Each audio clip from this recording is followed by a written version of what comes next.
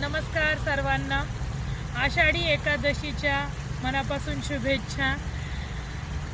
आषाढी एकादशी म्हणजेच त्याला देवशयनी एकादशी असे म्हणतात.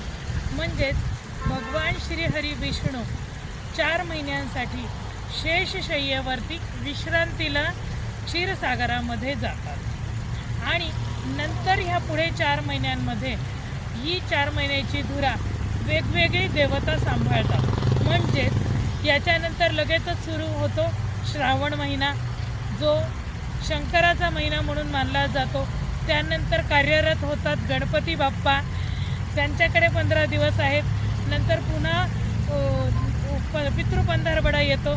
नंतर येते नवरात्र, म्हणजेच अंबाबाईच्या हातामध्ये सगळं काळ येतो.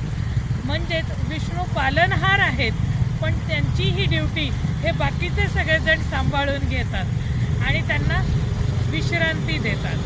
ह्या चातुर्मासामध्ये कांदा लसूण खात नाहीत, वांगी खात नाहीत, व्रतस्थ राहतात. अनेको प्रकारची व्रतं या चातुर्मासामध्ये सांगितलेली आहेत. त्याचे हळूहळू व्हिडिओ मी सगळ्यांना देईनच, पण तुर्ताच आत्ता सगळ्यांना आषाढी एकादशीच्या खूप खूप शुभेच्छा. जय भवानी, जय जगदंब.